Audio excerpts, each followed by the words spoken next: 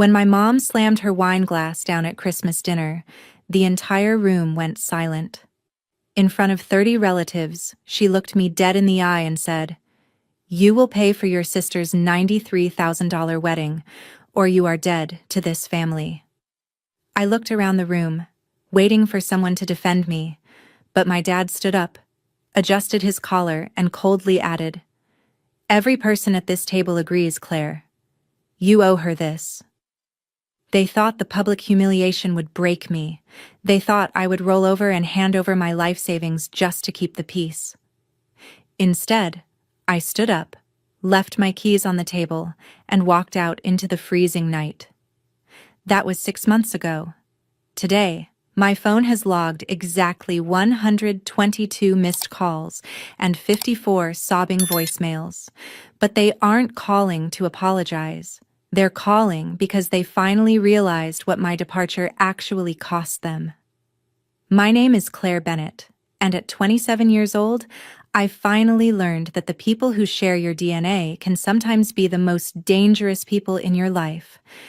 I am a self-made accountant, a profession built on cold, hard facts, balance sheets, and numbers that never lie. Unfortunately, my family prefers fiction. Specifically, the fiction that my younger sister Chloe is a flawless princess who deserves the world, while I am merely the background character meant to fund her fairy tale. Growing up, the dynamic was always crystal clear. Chloe was the golden child, and I was the invisible black sheep. When she wanted dance lessons, designer clothes, or a new car for her 16th birthday, my parents happily emptied their pockets. But when it came to my future, the vault was locked. I paid every cent of my own college tuition by working double shifts at a local diner, surviving on caffeine and sheer determination while maintaining a perfect grade point average. Through years of relentless grit, I built a highly successful career and finally bought my own beautiful apartment. I thought my independence would shield me from their entitlement, but greed has a funny way of rewriting boundaries. Before we get to the exact moment their trap snapped shut at Christmas dinner, take a second to comment below with the city you're watching from. I love seeing how far these stories travel. Little did I know, my success hadn't earned my family's respect. It had only painted a massive target on my back. The air in my parents' dining room was thick with the scent of roasted pine and expensive vanilla, a suffocating backdrop to the ambush they had spent weeks planning. Looking back at that night, I can still see exactly how confident they felt. It was Christmas dinner, and 30 of our closest relatives were crammed around a mahogany table, clinking glasses and passing silver platters. I thought I was just attending a holiday dinner. Then, Chloe cleared her throat. A sickeningly sweet smile plastered across her face. She announced she was finally getting married, but it wasn't just any wedding. She pulled out a detailed binder outlining a 3-day, $93,000 destination extravaganza. Before I could even process the absurdity of that number, my mom slammed her wine glass down, shattering the festive chatter. She looked me dead in the eye and delivered the ultimatum that fractured our family forever. "Claire, you are successful, and you are single. You will pay for your sister's $93,000 dream wedding, or you are dead to this family." The entire room froze. I waited for someone, anyone, to call out the sheer madness of demanding my life savings. Instead, my dad stood up, adjusted his collar with chilling laziness, and looked down his nose at me. "Every person at this table agrees, Claire," he said, his voice echoing in the silent room. "You owe her this." 30 pairs of eyes stared back at me, blinking with cold, synchronized entitlement. I didn't scream, and I didn't cry. The sheer weight of their collective betrayal washed over me, leaving behind a cold, absolute clarity. I slowly folded my linen napkin, set it neatly beside my untouched plate, and stood up. Without saying a single word to the 30 people watching me, I grabbed my coat, left my house keys on the table, and walked out into the freezing winter night. As the heavy oak front door clicked shut behind me, the suffocating atmosphere of my childhood home vanished, replaced by the crisp, clean air of freedom. That very night, I chose to cut the toxic cords completely. I arrived at my apartment, sat on my couch, and systematically blocked every single family member on social media. I changed my phone settings to filter out unknown numbers and altered my daily routines, ensuring I wouldn't run into them at my usual spots.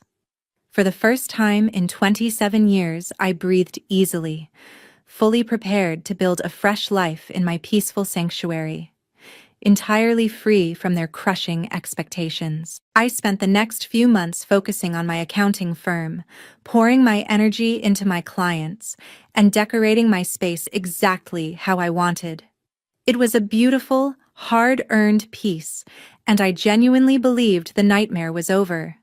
But deep down, a small part of me knew that my family's sudden silence wouldn't last forever. Greed doesn't just slip away into the night, it sits in the dark, waiting for the perfect moment to strike again. Exactly 6 months after I walked out of that Christmas dinner, the fragile peace I had built was instantly shattered. It was a crisp Tuesday morning when I picked up my phone and felt my heart drop into my stomach.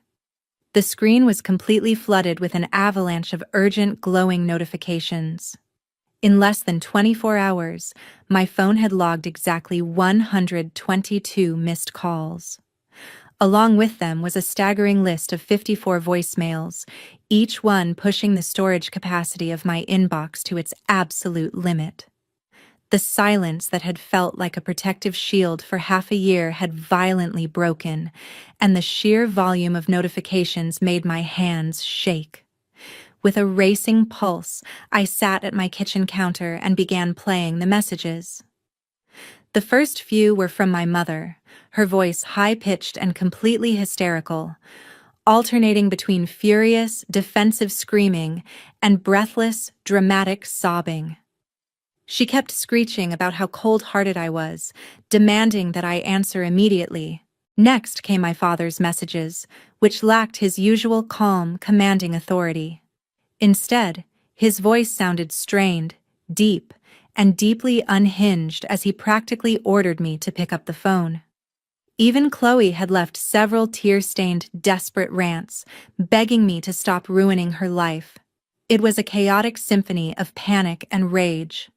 I sat there in total bewilderment, trying to comprehend what could have possibly triggered this sudden, desperate onslaught after months of treating me like I was dead to them. They weren't just angry anymore. They were absolutely terrified, and I was about to find out exactly why. To uncover the truth behind the madness, I clicked on a 7-minute voicemail from my father. His voice was completely stripped of its usual arrogance, replaced by a raw, trembling desperation that made me lean in closer. As I listened, the final pieces of their sick puzzle fell into place, and the massive plot twist unraveled. My parents hadn't just demanded I pay for Chloe's $93,000 wedding out of a twisted sense of sibling fairness. They had actually gone behind my back months ago and co-signed every single luxury venue, catering, and vendor contract directly in Chloe's name. They had fully, arrogantly assumed that their public humiliation tactic at Christmas dinner would break me, forcing me to roll over and hand over my life savings to cover the bills. They never envisioned a scenario where I would actually walk away and stay gone. Now, 6 months later, the critical payment deadlines had arrived, and the vendors were aggressively demanding their massive, non-refundable deposits. Because I wasn't there to bankroll her delusion, the entire extravagant wedding was on the absolute verge of being canceled. But it got worse for them. Because my parents had legally co-signed those binding contracts, they weren't just facing social embarrassment, they were facing massive personal lawsuits for breach of contract. They were staring down the barrel of total financial ruin, credit destruction, and bankruptcy. The 122 calls weren't an apology. They were a frantic, coordinated attempt to drag me back into the burning house they had built themselves. They had swallowed their pride because they desperately needed my financial rescue, but their arrogance had officially trapped them in a nightmare of their own making. Realizing that the harassment would never stop until I put an end to it myself, I agreed to meet my mother one last time at a quiet, public coffee shop downtown. When I walked in, I barely recognized the woman sitting in the corner booth. The manicured, flawlessly maintained facade she usually wore was completely gone. She looked exhausted, disheveled, and deeply shaken, her hands trembling as she clutched a lukewarm mug of coffee. The moment I sat down across from her, she didn't yell or demand. Instead, she begged. She wept openly, pleading with me to save the family from the impending lawsuits, sobbing that Chloe's life would be permanently ruined if the wedding was canceled. But the moment I refused to hand over my hard-earned savings, her desperate tears vanished, instantly replaced by her familiar venomous rage. She slammed her hand on the table and hissed that I was an ungrateful, selfish monster who owed everything to the family that raised her. I didn't flinch. I simply opened my briefcase, pulled out a thick stack of official legal documents, and slid them across the table. It was a formal cease and desist order, backed by evidence of their harassment and a strict warning that any further contact would result in immediate legal action.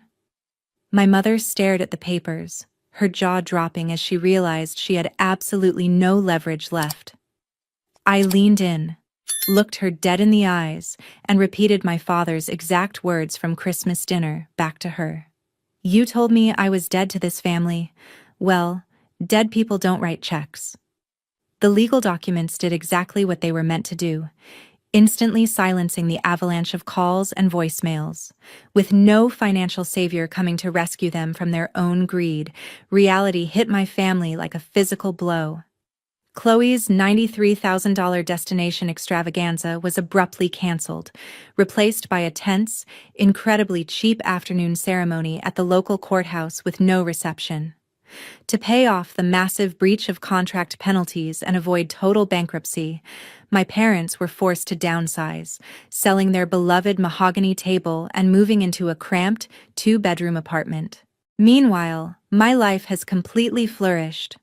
My accounting firm is thriving, and my peaceful sanctuary remains completely free from their toxic emotional manipulation and crushing financial abuse. Walking away from my own flesh and blood was the hardest thing I have ever had to do.